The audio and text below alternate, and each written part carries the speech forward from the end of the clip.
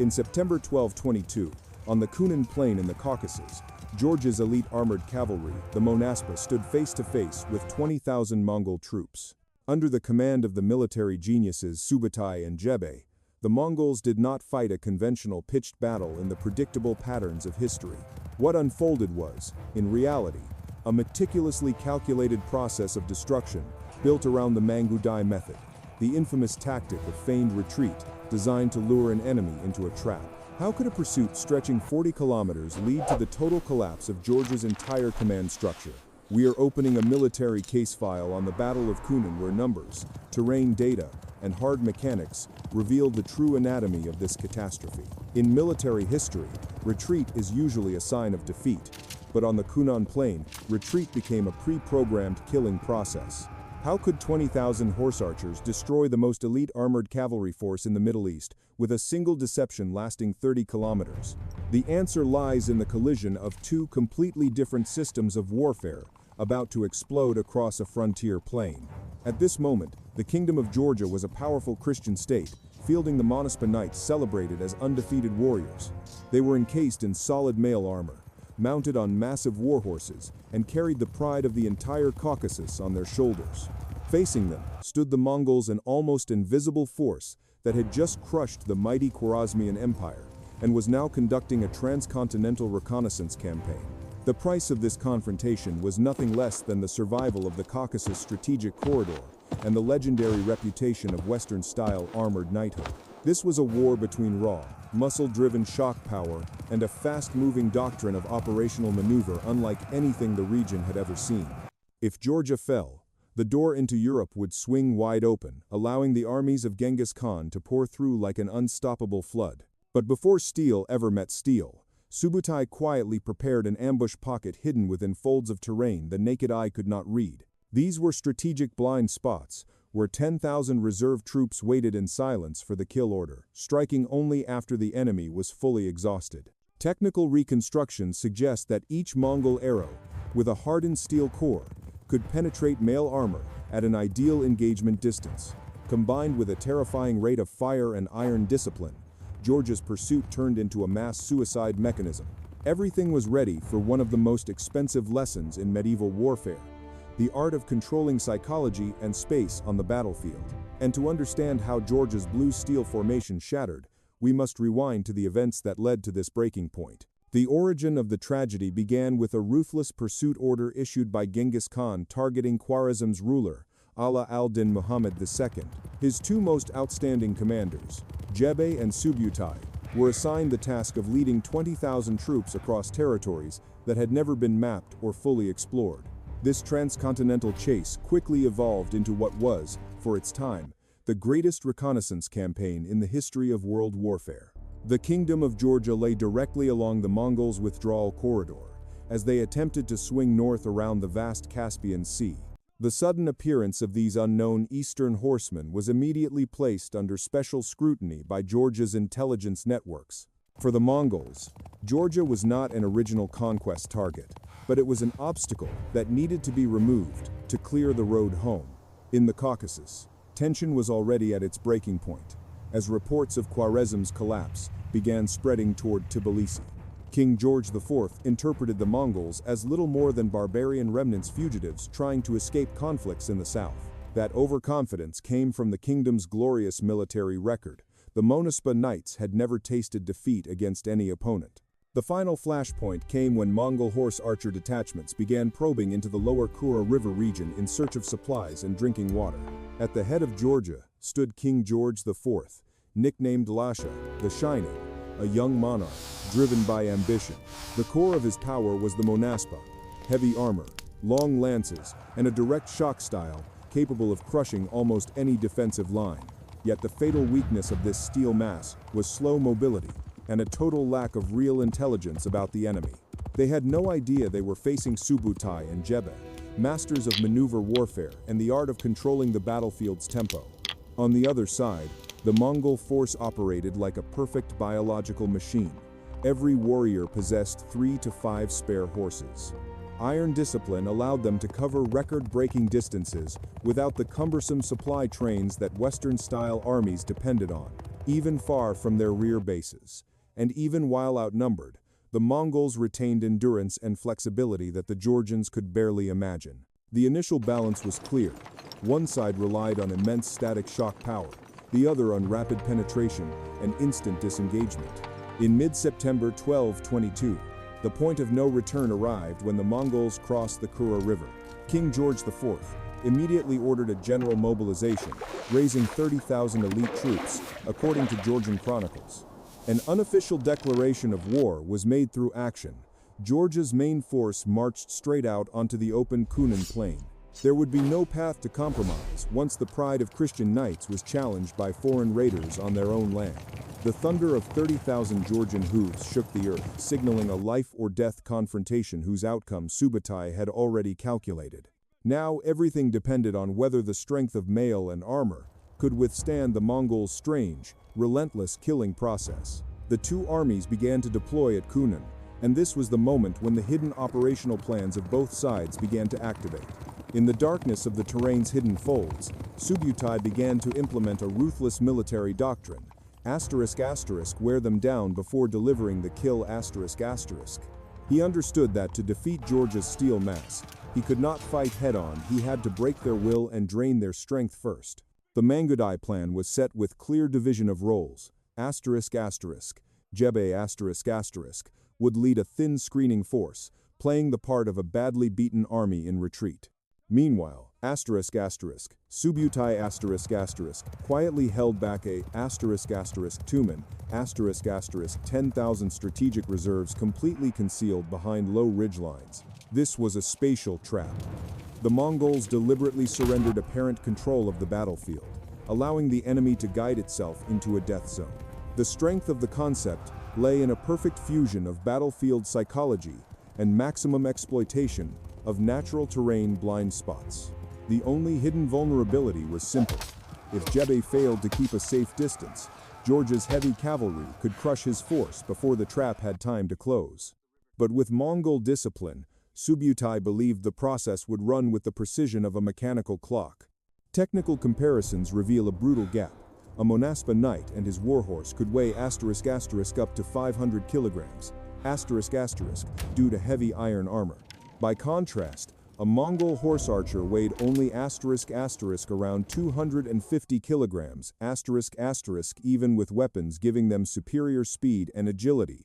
On the Georgian side, morale surged to its peak, fueled by faith in a decisive victory through classical knightly shock tactics. They saw mass mobilization as proof of absolute strength, unaware of the price of bulk and rigidity. That confidence, fed by centuries of victory, led Georgian commanders to ignore the enemy's abnormal signals. Probing skirmishes began as Mongol scouts repeatedly fired harassment volleys, then fled the moment a counterattack formed. This was not meant to destroy manpower, but to measure reaction time and test the patience of Georgian cavalry units. The Mongols skillfully pulled the Georgians farther and farther from secure logistical bases around Tbilisi, drawing them into a space with no protective structure. Psychological warfare escalated when the Mongols abandoned damaged equipment, creating the illusion of an army in panic. The countdown to Hour G began the moment King George IV's main force fully entered Subutai's planned trajectory. Everything was now set for a catastrophic detonation where the sheer weight of armor would collide with the merciless laws of friction and time. The blare of war horns signaled the opening of one of the most brutal deception plays in the military history of the Caucasus.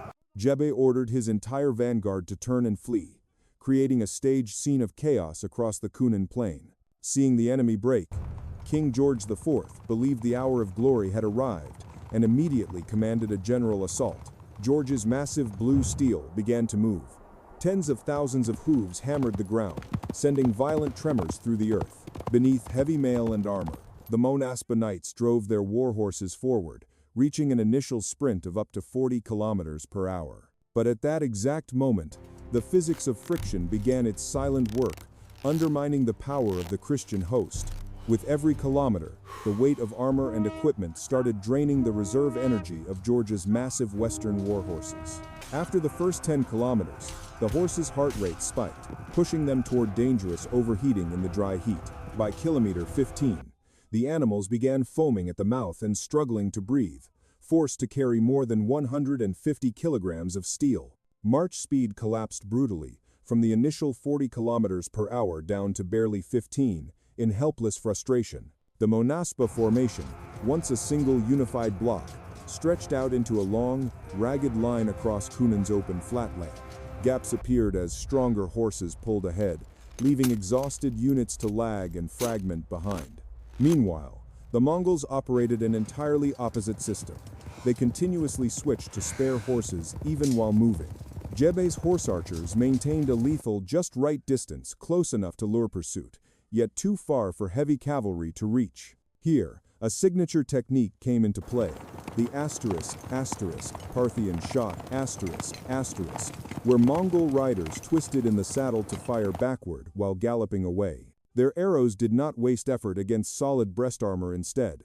They targeted horses' legs and the thin gaps in helmets and joints. Georgian losses did not come in a single shock wave. They came steadily constant erosion that gnawed at morale inside a blood-hot pursuit. Each knight who fell did not die to a direct clash, but to the exhaustion of the very machine of war he had trusted most. King George IV kept pressing the advance, unaware he was being drawn deeper into a widening dead zone. Dust clouds rose from the pounding hooves, blinding sightlines, and preventing Georgian commanders from reading the terrain shifting ahead.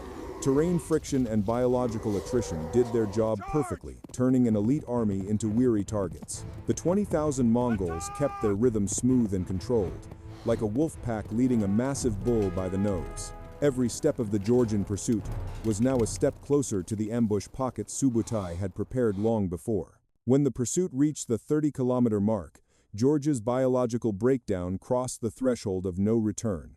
Late sunlight began casting long shadows over the Khunan plain just as the Georgians entered a zone of dangerous terrain folds.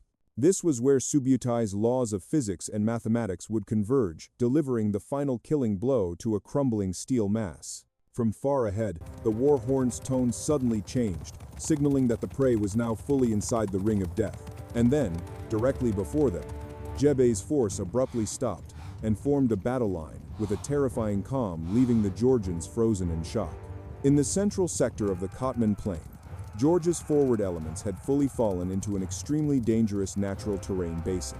By this point, the Monaspa cavalry block was no longer a cohesive force, only scattered fragments, as exhaustion had completely shattered their ability to coordinate and fight as a combined system. Then, from the folded ground on both flanks, Subutai's reserve force suddenly emerged like ghosts rising from the earth. 10,000 fresh Mongol cavalry thundered down from higher ground, forming two steel pincers that sealed the enemy's only escape route.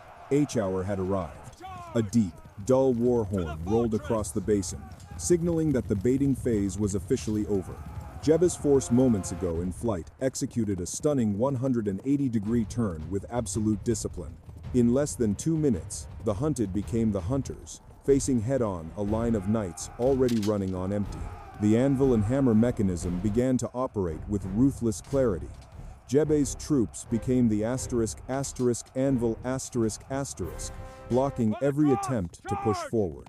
Subutai's troops became the ***Hammer ***, delivering repeated lethal blows from both flanks into a formation already collapsing into chaos. Georgia was compressed into a narrow space, unable to maneuver or exploit the reach of knightly lances. A storm of arrows began to fall from every direction, an overwhelming density of fire aimed straight at the weakest points in mail and armor. Steel-on-steel impacts, and the screams of wounded warhorses fused into a funeral music across the wind-scoured Kotman plain. King George IV tried to rally his guards to break the encirclement, but he quickly became a priority target for mounted archers. A hardened steel arrow pierced his protective armor, leaving the young king badly wounded and triggering an immediate chain reaction of psychological shock. George's command structure disintegrated as nobles fought alone for survival, rather than coordinating as a unified force. Broken communication between units made it impossible for Georgia to organize any systematic counterattack to salvage the situation. Layer after layer of Monaspa knights fell, not because they lacked courage, but because they were crushed by a technical process executed with near-perfect precision. The blood of the Caucasus's finest warriors soaked into the soil they had sworn to defend at any cost against invaders. From higher ground, Subutai watched calmly as a centuries-old military prestige collapsed in only a few hours of fighting. Every movement of Mongol cavalry was measured to the meter like gears inside a destruction machine reaching its final cycle. There was no longer any chance to resist. The weight of armor had become a steel coffin, trapping the knights inside their own protection. The roar of defeat spread as Georgian fighters realized they were not battling men, but a fate already engineered. The legendary Monaspa formation was erased from history at the Kotman breaking point, marking the end of an entire military era. The battle ended as quickly as it began, leaving behind a field littered with the debris of knightly pride. Mongol soldiers began clearing the battlefield in a terrifying silence, as if they had just completed a geometry problem on paper. In a single afternoon, the strongest defensive system in the Caucasus was shattered by one genius and one simple baiting mechanism. The outcome of this disaster was not only corpses, but a costly lesson in the obsolescence of static military thinking. As the sun set behind the Caucasus Mountains, world history turned a page under the rising storm from the east. Beneath the ruins of Christian confidence, the statistics began to speak, a story of destruction that was systematic, logical, and deliberate. And to understand what remained after the storm, we must analyze the casualty numbers and the legacy the Battle of Khunan left to those who came after. The final outcome on the Khunan plain became a horrifying statistic. The Kingdom of Georgia lost **50 to 70% ** of its Monaspa cavalry. The contemporary historian Ibn al-Athir wrote in bitter lines of his chronicle that the Georgians had never before tasted a defeat so catastrophic. An entire generation of the Caucasus's most elite warrior nobility lay forever beneath the dust of the Kotman plain. King George IV, though he managed to survive and escape the encirclement, suffered severe wounds, and the psychological shock was so deep that he died only a few months later. This defeat was not simply a battlefield loss. It was the collapse of a powerful Christian military symbol. The casualty figures reflect, with brutal clarity, the effectiveness of the Mangudai mechanism. Enemy strength was drained to exhaustion before the killing blow was delivered. Meanwhile, Mongol losses were minimal proof of the overwhelming superiority of fast maneuver warfare. This stands as one of history's clearest demonstrations that larger numbers cannot compensate for outdated thinking. The Battle of Khunan officially proved the obsolescence of armored knighthood in the face of light cavalry mobility. Mail armor, once the pride of the West, became a lethal burden when confronted by archers capable of moving without pause. This victory allowed Subutai to complete one of the most detailed military intelligence maps ever made of the southern approaches into the European continent. 15 years later, the data gathered at Khunan helped him return and annihilate the armies of Eastern Europe. The legacy of this battle was a fundamental shift in how commanders understood space and time in operational control. Western kingdoms began to realize that strong castles and thick armor were no longer universal shields against the storm rising from the east. But that lesson was not absorbed fast enough to prevent the Mongol Empire's great invasions in the decades that followed. Khunan remains a milestone, marking the transfer of military power from raw muscle to intelligence and speed. True battlefield power does not lie in the thickest armor or the longest lance, but in the ability to control the tempo of the fight. Whoever masters marching speed and the enemy's psychology ultimately controls the destiny of the entire war. Even today, walking across the Khunan plain, people can still find rusted Mongol arrowheads buried deep beneath layers of dry grass. They are the last physical evidence of a military case file that changed the course of world history forever. Those arrows are not merely weapons, they are symbols of a perfected war system that once made the world tremble. History had to unfold as it did, so later generations could examine the deadly errors born from pride and the absence of intelligence. Through this case file, may we reconsider the value of flexibility and the importance of understanding how an opponent's system truly operates. The story of Khunan ends here, but the lessons of Subutai's art of war remain fully relevant to this day.